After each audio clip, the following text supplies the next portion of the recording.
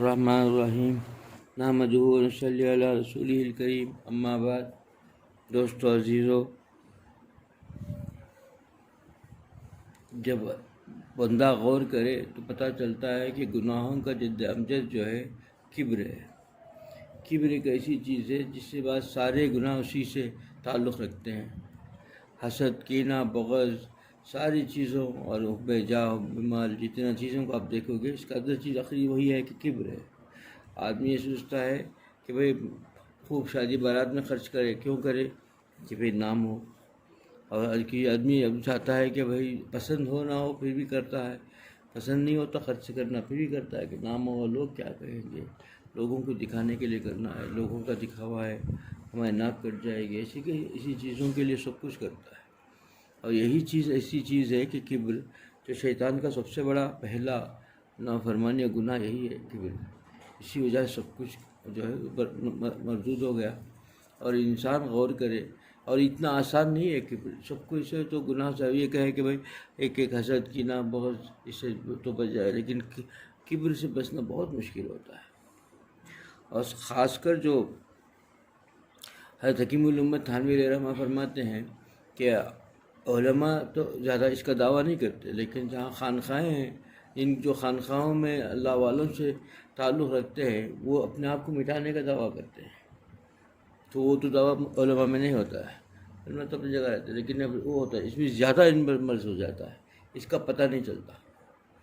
اور تعجب اس لیے بھی نہیں ہے کہ طبیب بھی تو جو بیمار ہو سکتا ہے، دل کا ڈاکٹر، ماہر ڈاکٹر کو بھی تو ہارٹ اٹیک ہوتا ہے، ہارٹ فیل بھی ہو جاتا ہے، ہارٹ اٹیک بھی ہوتا ہے۔ ایسا ہی روحانی طبیب جو ہوتے ہیں وہ بھی اس مرض میں مبتلا ہو جاتے ہیں، پتہ بھی نہیں چلتا کبر کے۔ اسی کے لیے حکیم الامت تھانوی علیہ رحمہ فرماتے ہیں کہ بھائی اسی کے لیے آدمی جو ہے ہمیشہ کبھی اس کے نام، نمو، شہرت یا ایسی چیزوں کے پیچھے بھی نہ جائے، اشارتاً کنایتاً بھی نہیں، خود اپنے آپ کو بڑا کرنے کی فکر کرے گا تو پھر وہی کبر شیطان کو لے ڈوبا، سب ڈوب جائے گا، برباد ہو جائے گا انسان، کیونکہ یہ چیز ہی ایسی ہے۔ سب باقی کے جتنے چیزیں ہیں، جتنے گناہ ہیں، وہ سب اس کے جو ہے پوترے، ویسے پڑ پوترے کہنا چاہیے۔ اب اس کو اصل مارنے کی فکر کرو گے، کبر کو ختم کرے گا تو سب ختم ہو گیا، سارے گناہوں کی جڑ ہے یہ۔ اس کو ختم کرنا ہے تو اس کو ختم کر لو گے، باقی سارے گناہ ختم ہونا آسان ہے، یہ جلدی سے ختم نہیں ہوتا۔ یہ کبر جو ہے انسان کے اندر سے جلدی سے ختم نہیں ہوتا۔ انسان سب سے پہلے ہم میں سے ہر آدمی فکر کرنی چاہیے کہ کبر ہمارے اندر نہ ہو، کبر کا خاتمہ ہو جائے، اور اپنے آپ کو جتنا سادگی ہوگی وہی چیز، جتنا مومن کی شان نہیں ہے۔ مومن کی شان کیا ہوتی ہے؟ کیونکہ اس کے سامنے ایک سانچہ ہوتا تھا، سانچہ کیا تھا؟ حضور اکرم صلی اللہ علیہ وسلم کی جو ہے طرز زندگی، اسی سانچے میں اپنے آپ کو دیکھتا ہے تو سب کچھ اپنے آپ کو سمجھتا ہے کہ کچھ نہیں ہوں، میری باتیں کچھ نہیں ہیں۔ اسی وجہ سے صحابہ جو ہے اب حضرت حنظلہ اللہ عنہ فرما دیتے ہیں کہ منافق ہو گیا، کیونکہ سامنے سانچہ جو تھا وہ تھا حضور اکرم صلی اللہ علیہ وسلم کا، اور جتنے اللہ والے تھے ان کے پاس سانچہ جو تھے صحابہ تھے، تو وہ اپنے آپ کو گنہگار سمجھ روتے تھے۔ اور ہمارا سانچہ خود ہمارا تیار کیا ہوا ہے، ہم اپنے سانچے میں دیکھتے ہیں، سوچتے ہیں کہ بھئی تو دوسروں سے کتنا بہتر ہے، ہم تو نمازیں پڑھ لیتے ہیں، ہم تو عبادتیں کر لیتے ہیں، ذکر اذکار کر لیتے ہیں، دوسروں سے تو ہم کتنے بہتر ہیں۔ یہ چونکہ سانچہ ہم نے اپنا معیار بنا رکھا ہے، اپنا سانچے میں ہم دیکھ رہے ہیں۔ سانچہ تو وہ ہے، مومن کا سانچہ جو ہے اللہ کا بننا چاہتا ہے تو مومن کا سانچہ صرف ایک ہی ہے کہ حضور اکرم صلی اللہ علیہ وسلم کی طرز زندگی کو جو سانچہ ہے، اور صحابہ کی زندگی کا جو سانچہ ہے، اس سانچے میں پرکھے گا تو واقعی مومن ہے، تو اپنے آپ کی ساری یہ چیزیں کچھ نہیں محسوس کرے گا، سب بولے گا کہ بھئی کچھ نہیں ہے، میری ساری عبادتیں بیکار ہیں، دکھاوے کے ہیں، اسی لیے پریشان رہتے ہیں۔ عمر رضی اللہ عنہ جسے جلیل القدر صحابی فرماتے ہیں کہ حضور اکرم صلی اللہ علیہ وسلم نے جب منافقین کا فہرست بتائی اس میں میرا نام تو نہیں ہے، کیوں بول رہے تھے؟ ان کے سامنے وہ سانچہ تھا، سمجھ رہے تھے کہ میں ہی کہیں ایسا تو نہیں کہ اس میں میرا نام ہو، میں ہی منافق تو نہیں ہوں۔ وہ اپنے آپ سے بدگمان ہو جاتے ہیں، ہم اپنے آپ سے بہت بڑی خوشفہمی میں مبتلا ہے، ہم اپنے آپ پر بڑی خوشفہمی میں مبتلا ہو گئے، یہی چیز ہم کو لے ڈوب رہی ہے۔ اگر انسان اپنی فکر کرے گا اور سانچہ اس کو سمجھ کر کے زندگی گزارے گا، ہمارے اسلاف نے جو زندگی گزاری اسے گزارے گا، تو پھر جو ہے اس کا ہر وقت ایک ہی چیز دامنگیر ہوگا، ایک ہی غم دامنگیر ہوگا کہ کیسے میں اللہ کے سامنے حاضر ہوں گا، کیسے میں اللہ کو منا سکوں گا، میرے تو کوئی عبادت صحیح نہیں، میری تو کوئی چیز، کوئی ایک لمحہ بھی صحیح جو ہے دین پر نہیں گزر رہا ہے، تو پھر کیسے میں اللہ کے سامنے حاضر ہو سکوں گا؟ یہ خوف دامنگیر ہو جائے گا اور ہمیشہ روتا رہے گا۔ یہی چیز اللہ کو محبوب ہے، اللہ تعالیٰ یہی چاہتے ہیں ہمارا نہ آنسو، اللہ تعالیٰ کو چاہتے ہیں کہ ہم روئیں، ایسا نہیں۔ اللہ یہ چاہتے ہیں کہ بندہ نادم و شرمندہ رہو اور اب اللہ کی کبریائی کو سوچ کر کے اپنی گناہوں سے روتا رہے، اور ہمیشہ اپنے گناہوں کو یاد کر کے اللہ کے سامنے کھڑے ہونے کو سوچ کر کے روتا رہے۔ وہ خدا کو پسندیدہ ہے۔ خدا کو بس اپنے طور پر رونا ہے پسند ہے، ایسا نہیں ہے۔ رونا کس چیز سے رونا ہے؟ روئے اپنے آپ کو نادم و شرمندہ اور اللہ کی بڑائی اور اللہ تعالیٰ کی جو عظمت ہے اس کو خیال کر کے، ہمارے نالائقی اور ہمارے بدعمالیوں کو یاد کر کے روئے کہ اس عظیم حسین کو ہم کیسے جو ہے اس کی بات کر رہے ہیں، کیسے نافرمانی کر رہے ہیں، کتنے ہم جری ہو گئے جو ہے گناہوں میں، اللہ کی نافرمانی میں، کتنا ہم جو ہے باغی ہو گئے کہ ہم جو ہے کلم کھلا اللہ کی نافرمانی کر رہے ہیں اور ہم کو احساس بھی نہیں ہو رہا ہے۔ ہمارے ماتحت ہمارے سامنے، ہمارے آنکھوں کے سامنے گناہ ہو رہے ہیں، ہم کو اس کا احساس ہی نہیں ہو رہا ہے۔ یہ چیز اصل ہے دوستو۔ اللہ تعالیٰ یہی دیکھنا چاہتا ہے کہ اللہ تعالیٰ کے سامنے وہ بندہ اپنی بے بسی، لاچاری اور اللہ کی عظمت اور بڑائی کو سوچ کر کے روئے، گھبرائے، پریشان ہو، تو پھر اللہ تعالیٰ اس سے محبت کرنے لگتے ہیں۔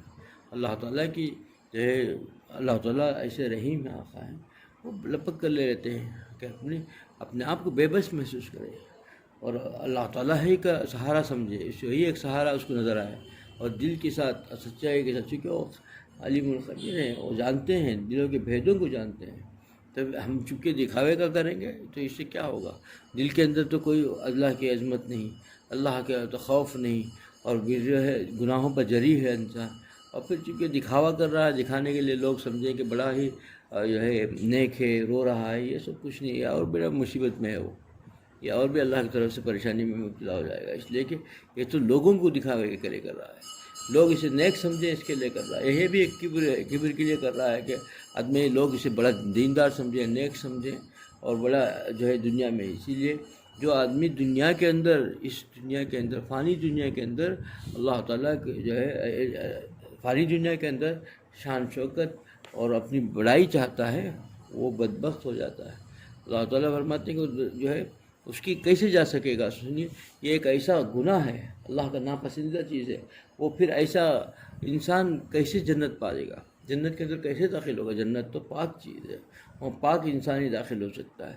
اسی لیے فرمایا گیا، حضور اکرم صلی اللہ علیہ وسلم نے فرمایا، جس کے دل میں رائی کے دانے کے برابر بھی کبر ہوگا وہ جنت پر داخل نہیں ہو سکتا۔